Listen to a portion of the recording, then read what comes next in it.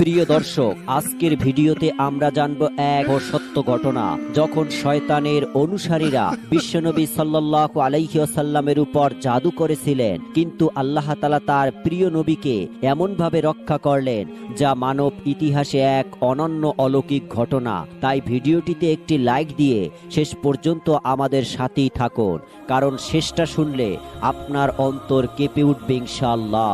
সময়টি তখন ৬ষ্ঠ হিজরি বছর, একটি রাতের কথা। নবী করিম সাল্লাল্লাহু আলাইহি ওয়াসাল্লাম শুয়ে আছেন, পাশে শুয়ে আছেন প্রিয়তমা স্ত্রী হযরত আয়েশা রাদিয়াল্লাহু তাআলা আনহা। মদিনার নীরব রাতে হঠাৎ নবী করিম সাল্লাল্লাহু আলাইহি ওয়াসাল্লাম একটি স্বপ্ন দেখতে পেলেন। তিনি দেখতে পেলেন তিনিও তার সাহাবীরা ইহরাম করছেন, কাবার সামনে দাঁড়িয়ে আছেন, কেউ কাবা শরীফ তাওয়াফ করছেন, কেউ কোরবানির গরু জবাই করছেন। চারদিকে শান্তি আর প্রশান্তির আবহাওয়া। স্বপ্নটি দেখার সঙ্গে সঙ্গে তিনি আর শুয়ে থাকতে পারলেন না। তিনি জেগে উঠলেন এবং ভাবতে লাগলেন, নবীদের স্বপ্ন তো সবসময় বার্তা স্বরূপ হয়। পরের দিন সকালবেলা তিনি সাহাবীদের সামনে বলতে লাগলেন, হে আমার সাহাবীগণ, রাত্রিবেলায় আমি একটি স্বপ্নে দেখতে পেয়েছি। স্বপ্নটি দেখে আমি অত্যন্ত খুশি হয়েছি, আশা করি তোমরাও খুশি হবে। তখন এক সাহাবী জিজ্ঞাসা করলেন, ইয়া রাসূলুল্লাহ, আপনি কি দেখেছেন? তখন নবী করিম সাল্লাল্লাহু আলাইহি ওয়াসাল্লাম পুলকিত কণ্ঠে মুস্কি হাসি আর উজ্জ্বল চোখে বলতে লাগলেন, আল্লাহর কসম, আমি স্বপ্নে দেখেছি আমরা নিশ্চিন্তে পবিত্র মক্কা শরীফে প্রবেশ করে কাবা শরীফ তাওয়াফ করছি। এই কথা শুনে সাহাবাদের হৃদয় উল্লাসে ভরে উঠল। এতদিন তারা কাবা শরীফ থেকে বঞ্চিত ছিলেন।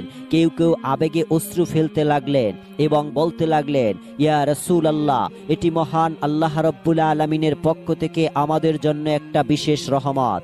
এরপর নবী করিম সাল্লাল্লাহু আলাইহি ওয়াসাল্লাম ঘোষণা দিলেন, এই বছর আমরা মক্কার উদ্দেশ্যে যাত্রা করব, তবে যুদ্ধের জন্য নয়, শুধু উমরার উদ্দেশ্যে। নবীজি এই মহৎ ঘোষণা শুনে মদিনা ও আশেপাশের অঞ্চল থেকে প্রায় ১৪০০ সাহাবী প্রস্তুত হলেন। সবাই ইহরামের সাদা কাপড় পরে নিলেন। ইহরাম পরার সঙ্গে সঙ্গে তাদের হৃদয় দুনিয়ার সব চিন্তা মুছে গেল, কেবল আল্লাহর ঘরের দিকে যাওয়ার আকাঙ্ক্ষা রইল। ইহরাম বেঁধে তারা আর দেরি করলেন না, অচিরেই তারা সফর শুরু করলেন। যাত্রার কাফেলা ছিল অনেকগুলো উট নিয়ে, যেগুলো কোরবানির জন্য নির্ধারিত ছিল। প্রতিটি উটের কপালে বিশেষ চিহ্ন বসানো হলো, গলায় মালা পরানো হলো, যেন সবাই বুঝতে পারে এই কাফেলা যুদ্ধের নয়, বরংস ইবাদতকারীদের ইবাদতের উদ্দেশ্যে আল্লাহ হস্তে কুরবানি করার জন্য। সবার অন্তরে সিদ্ধতার ছোঁয়া। কাফেলা ধীরে ধীরে এগিয়ে যাচ্ছে মক্কার উদ্দেশ্যে। একমাত্র আল্লাহর ধ্যানে একনিষ্ঠভাবে মনোযোগ দিয়ে তারা হেঁটে চলছেন। প্রতিমধ্যে তারা উঁচু উঁচু পাহাড় পার করলেন, মরুভূমির উত্তপ্ত বালির উপর দিয়ে হাঁটছেন, আবার কখনো ছায়াময় উপত্যকা পার হলেন। সাহাবারা উচ্চস্বরে পড়ছিলেন, লাব্বাইক আল্লাহুম্মা লাব্বাইক, লাব্বাইক লা শারীকা লাকা লাব্বাইক। সেই সুরের তালে মরুভূমি যেন দুলছিল, বাতাস যেন তাল মিলিয়ে বইছিল। কেউ আবেগে কান্না করছিল, আবার কেউ আবেগে দুই হাত তুলে বলছিল, অবশেষে আল্লাহর ঘর দেখব। এই চিন্তায় তাদের বুক ভরে যাচ্ছিল। আনন্দে এই দিকে খবর পৌঁছে গেল মক্কার কুরাইশদের কাছে। তারা হতবাক হয়ে গেলেন। মুহাম্মদ সাল্লাল্লাহু আলাইহি ওয়াসাল্লাম হাজারের বেশি লোক নিয়ে আসছে। যদি সে কাবা শরীফে প্রবেশ করে, তবে সমগ্র আরবের চোখে আমাদের মান সম্মান শেষ হয়ে যাবে। তারা আর দেরি করলেন না, তড়িঘড়ি করে সভা বসালো। সিদ্ধান্ত হলো, মক্কার পথে নবীজির কাফেলা আটকানো হবে। যে করেই হোক তাদের মক্কা শহরে প্রবেশ করতে দেওয়া যাবে না। অন্যদিকে নবী করিম সাল্লাল্লাহু আলাইহি ওয়াসাল্লাম ও তার সাহাবায়ে কেরাম যাত্রা করতে করতে মক্কার কাছাকাছি এসে পৌঁছালেন এবং হুদাইবিয়া নামক স্থানে বিশ্রামের জন্য অবস্থান করলেন। সেখানে তারা শিবির স্থাপন করলেন। চারদিকে শান্ত মরুভূমি, শুষ্ক বালির উপর ছড়িয়ে ছিটিয়ে আছেন সাহাবায়ে কেরাম। দূর দূরান্তে কোনো সবুজের ছায়া নেই। সাহাবারা দীর্ঘ সফরে ক্লান্ত, উটগুলো হাঁপাচ্ছে। কাফেলার শুরুর দিকে যারা ছিলেন, তারা সেখানে গিয়ে একটি কূপ দেখতে পেলেন এবং সেটি দেখে সবাই পানি নিতে ও পান করতে লাগলেন। কিন্তু সাহাবাদের সংখ্যা প্রায় ১৪০০ হওয়ায় অল্প সময় কূপটির পানি শেষ হয়ে গেল। কূপটি শুকিয়ে গেল। কেউ হাতে থালা নিয়ে নামলেন, কেউ অন্য পাত্র নিয়ে গেলেন, কিন্তু কূপের তলায় এক ফোঁটা পানিও নেই। সাহাবাদের মধ্যে উৎকণ্ঠা ছড়িয়ে পড়ল। কাফেলার 50 ভাগে যারা ছিলেন তারা তৃষ্ণায় কাতর হয়ে পড়লেন এবং নবী করিম সাল্লাল্লাহু আলাইহি সাল্লামের কাছে আরজি করতে লাগলেন, ইয়া রাসূলুল্লাহ, আমাদের তৃষ্ণার্ত অবস্থায় আর এই কূপের পানি পুরোপুরি শেষ হয়ে গেছে, এখন আমরা কি করতে পারি? তাদের কথা শুনে নবীজি ধীর পদক্ষেপ কূপের ধারে এসে দাঁড়ালেন। চারদিকে নীরবতা, সাহাবারা তার মুখের দিকে তাকিয়ে আছেন, যেন আল্লাহর পক্ষ থেকে কোনো রহস্যময় সমাধান এখনই আসবে। এরপরে নবী যেই কিছুটা কূপের দিকে তাকালেন, দেখতে পেলেন কূপ একেবারে শুকিয়ে গিয়েছে। তারপর তিনি সাহাবীদেরকে বলতে লাগলেন, হে আমার সাহাবীগণ, তোমাদের কাছে কি সামান্য পরিমাণ হলেও পানি অবশিষ্ট আছে? যদি থাকে তাহলে আমাকে সামান্য পানির ব্যবস্থা করে দাও। এরপর একজন সাহাবী নবীর সামনে একটি পাত্রে করে সামান্য পানি আনলেন। নবী করিম সাল্লাল্লাহু আলাইহি ওয়াসাল্লাম তার বরকতময় হাত মোবারক সেই পানিতে ডুবিয়ে কিছুক্ষণ আল্লাহর নাম নিয়ে নাড়লেন। তারপর সেই পানি তিনি মুখে নিলেন এবং গিলে নিলেন। অবশিষ্ট পানি তিনি কূপের মধ্যে ঢেলে দিলেন। আশ্চর্য ঘটনা, আল্লাহর কুদরতে হঠাৎ কূপের ভিতর থেকে কল ধরে পানি ওঠা শুরু করলো। শুরুতে ধীরে ধীরে, পরে যেন পাহাড়ি ঝর্ণার মতো গড়িয়ে গড়িয়ে উঠতে লাগলো। খুব অল্প সময়ের মধ্যে কূপটি কানায় কানায় পরিপূর্ণ হয়ে গেল। সাহাবারা বিস্ময় তাকিয়ে রইলেন, কারো চোখে আনন্দের অশ্রু, কেউ মাটিতে লুটিয়ে পড়লেন। সবাই আল্লাহর উদ্দেশ্যে একই সুরে বলল, আল্লাহু আকবার। এটা নিশ্চয়ই মহান আল্লাহ রাব্বুল আলামিনের পক্ষ থেকে একটি মেহেরবানি এবং নবীর পক্ষ থেকে সুস্পষ্ট মুজিজা।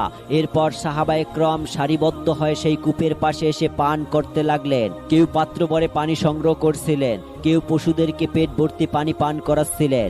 জাবের ইবনে আব্দুল্লাহ বর্ণনা করেন, আমরা প্রায় 1400 মানুষ ছিলাম। আমরা সবাই তৃপ্তি সহকারে পান করলাম এবং আমাদের পশুরাও ভালোভাবে তৃপ্তি পেল। অথচ কূপটি আবারও আগের মতো ভরে রইল। অন্যদিকে কুরাইশ নেতারা নবী করিম সাল্লাল্লাহু আলাইহি ওয়াসাল্লামকে বাধা দেওয়ার উদ্দেশ্যে আপ্রাণ চেষ্টা করেছিলেন। তাদের সৈন্য পাঠিয়ে নবীজিও তার কাফেলার পথ রোধ করতে নির্দেশ দিলেন। কুরাইশের যোদ্ধারা হুদাইবিয়া নামক স্থানে এসে নবীজির কাফেলার সম্মুখীন হলেন। তারা ক্রন্দনিত মেজাজে সেখানে অবস্থান করছিলেন, কিন্তু নবী করিম সাল্লাল্লাহু আলাইহি ওয়াসাল্লাম এবং তার কাফেলার পক্ষ থেকে কোনো উত্তর ঢেউ উঠেনি।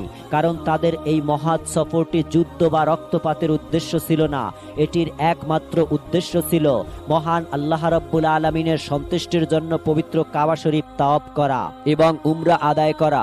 কুরাইশদের এই পদক্ষেপের বিপরীতে নবী করিম সাল্লাল্লাহু আলাইহি ওয়াসাল্লাম কোনো পাল্টা জবাব দিলেন না, বরঞ্চ তিনি নেওয়া আর খোজাই নামক এক ব্যক্তিকে দূত হিসাবে মক্কায় প্রেরণ করলেন। বদলে নামক সেই ব্যক্তিটি কুরাইশদেরকে মুসলমানদের শান্তিপূর্ণ উদ্দেশ্য জানালেও তারা তা অনাগ্রহ করল। এরপর নবী করিম সাল্লাল্লাহু আলাইহি ওয়াসাল্লাম আবারও দূত পাঠালেন। এবার পাঠালেন উমাইয়া আল খোজাই নামক এক ব্যক্তিকে।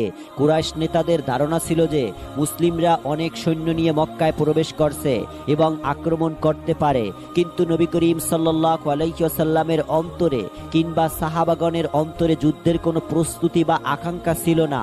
তাই নবী করিম সাল্লাল্লাহু আলাইহি ওয়াসাল্লাম একাধিক দূত প্রেরণ করলেন, কিন্তু উমাইয়া এর সঙ্গে কুরাইশরা বেয়াদবি করল এবং এমন আচরণ করল যে তারা তার উটের পা কেটে দিল।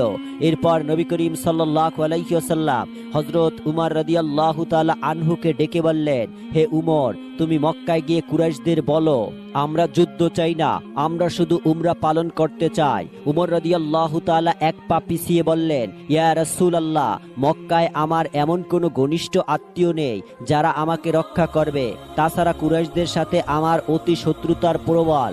আমি আশা করছি তারা আমাকে হত্যা করে ফেলবে। কিন্তু ইয়া রাসূলুল্লাহ, এই বার্তাটি যদি শান্তি চুক্তি না হয়ে কোনো যুদ্ধের চুক্তি হলে তাহলে আমি প্রথম মক্কায় প্রবেশ করব, আমি পিছু হটব না। এরপর নবী করিম সাল্লাল্লাহু আলাইহি ওয়াসাল্লাম হযরত উসমান রাদিয়াল্লাহু তাআলাকে প্রস্তাব করলেন। উসমানের পরিবার মক্কায় ছিল এবং তাকে সবাই সম্মান করত, তাই উসমানকে পাঠানো উত্তম হবে।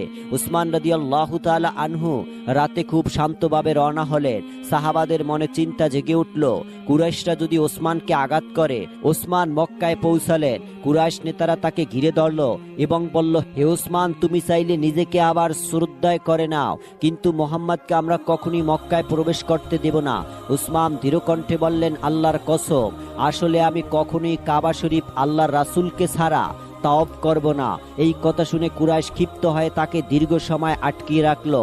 আলোচনাও ঝুলিয়ে রাখা হলো। ফলে সাহাবাদের মধ্যে হুড়োহুড়ি ও উদ্বেগ ছড়িয়ে পড়ল। গুজব ছড়িয়ে পড়ল ওসমানকে কুরাইশরা হত্যা করেছে।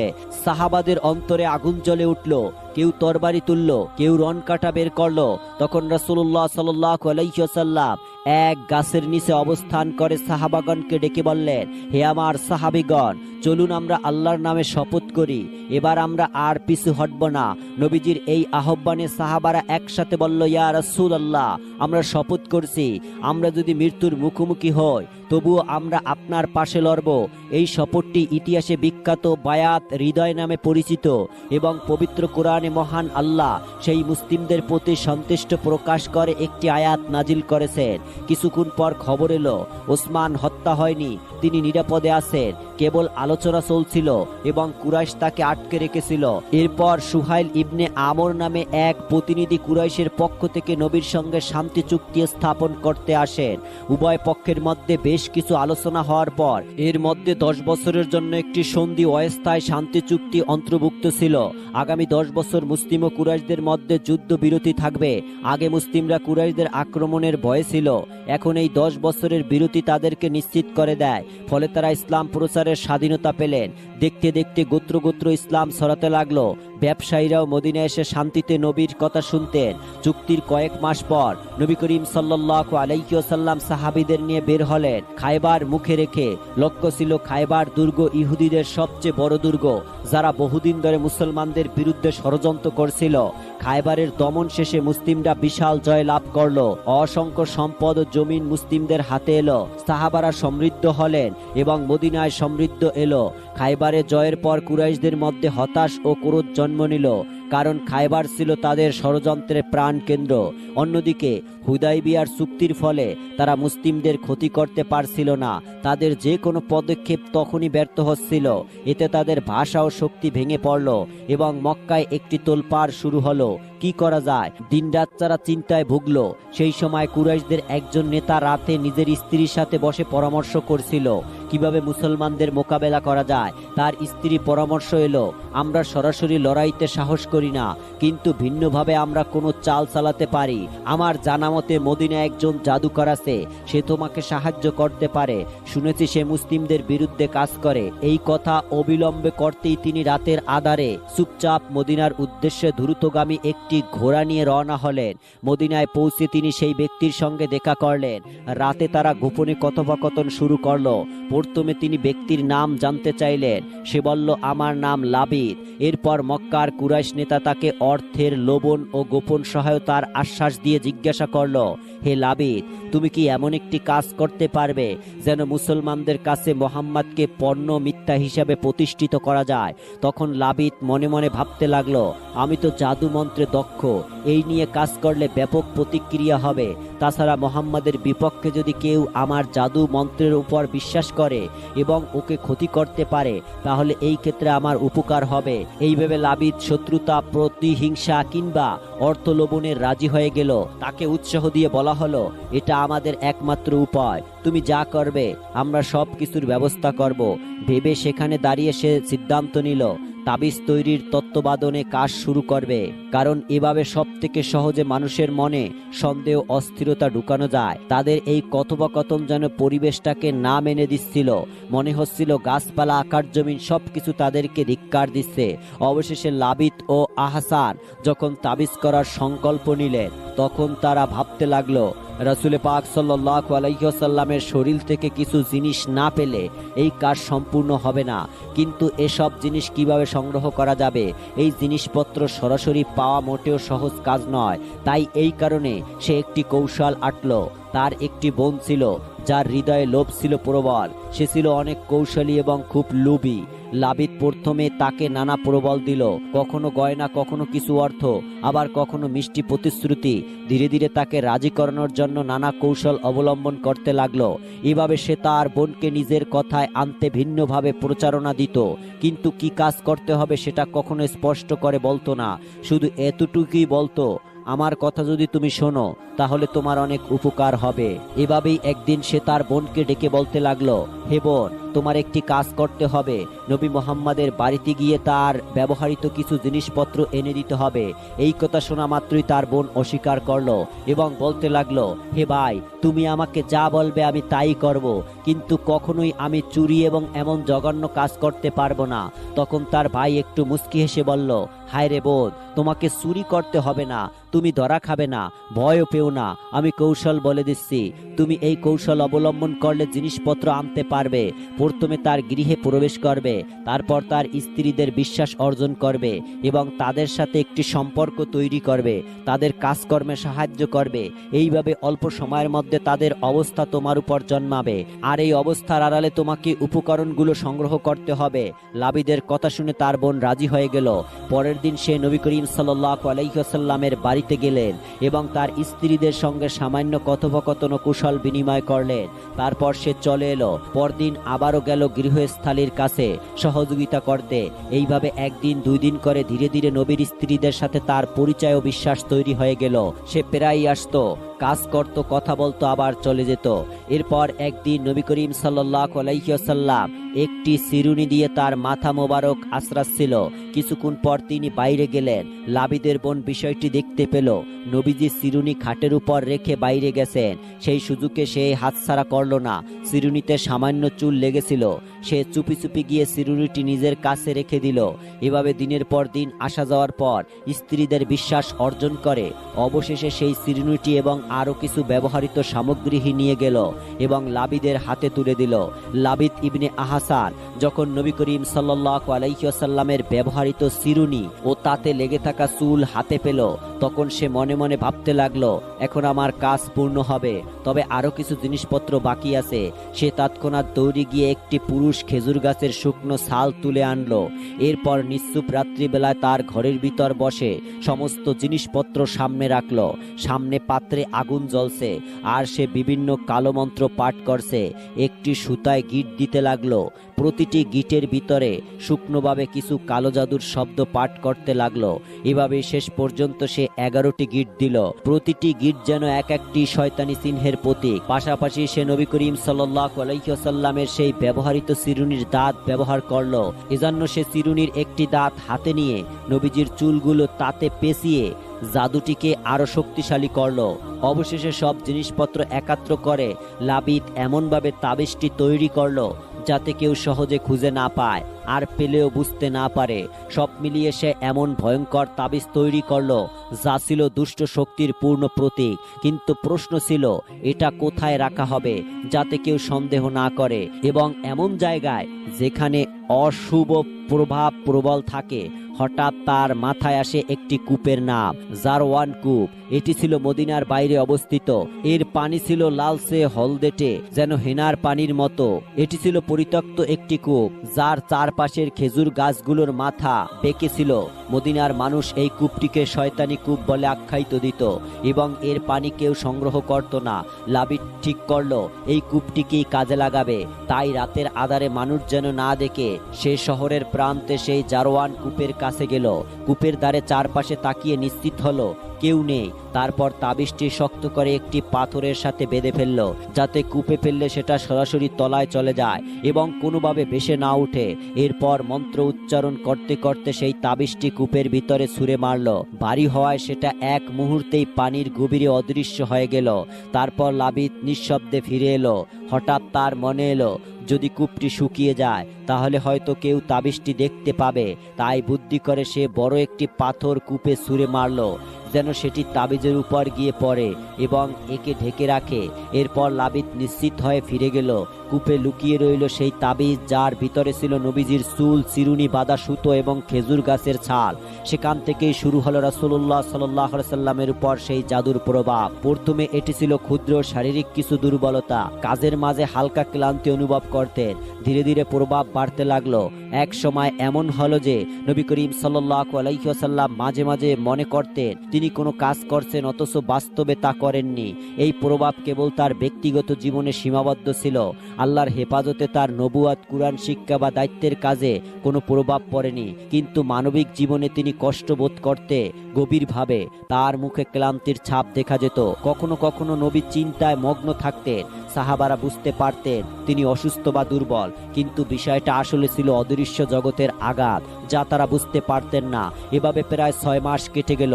কেউ জানতো না আসল রহস্যটা কোথায়। মানুষের চোখে মনে হতো এটি সাধারণ অসুস্থতা, অথচ এর আড়ালের কাজ করেছিল সেই কূপের গভীরে রাখা লাবিদের তাবিজ। একদিন অনেক সময় পর নবী করিম সাল্লাল্লাহু আলাইহি ওয়াসাল্লাম রাতে বিশ্রাম নিচ্ছিলেন। হঠাৎ তিনি একটি স্বপ্ন দেখতে পেলেন, অন্তত বাস্তব ও স্পষ্ট এক দৃশ্য। তিনি দেখতে পেলেন দুজন ফেরেশতা উপস্থিত, একজন তার মাথার কাছে, আরেকজন তার পায়ের কাছে বসে আছেন। নবী করিম সাল্লাল্লাহু আলাইহি ওয়াসাল্লাম তাদের দিকে তাকালেন। ফেরেশতারা যেন কোনো গোপন বার্তা নিয়ে এসেছে। মাথার কাছে থাকা ফেরেশতা বলতে লাগলেন, এই ব্যক্তি কি অসুস্থ? দ্বিতীয় ফেরেশতা উত্তর দিলেন, তার উপর জাদু করা হয়েছে। নবী করিম সাল্লাল্লাহু আলাইহি ওয়াসাল্লাম হতবাক হয়ে গেলেন। জাদু? তবে তিনি ধৈর্য ধরলেন, শান্তভাবে ফেরেশতাদের কথা শুনলেন। প্রথম ফেরেশতা জিজ্ঞাসা করলেন, কি করেছে? দ্বিতীয় ফেরেশতা উত্তর দিলেন, লাবিত ইবনে আহসাম। এরপর তারা বিস্তারিত জানলেন কোথায় সেই জাদুর বস্তু রাখা হয়েছে। নবী করিম সাল্লাল্লাহু আলাইহি ওয়াসাল্লাম জানতে পারলেন কূপের ভিতরে সেই জাদুর বস্তু লুকিয়ে রাখা হয়েছে।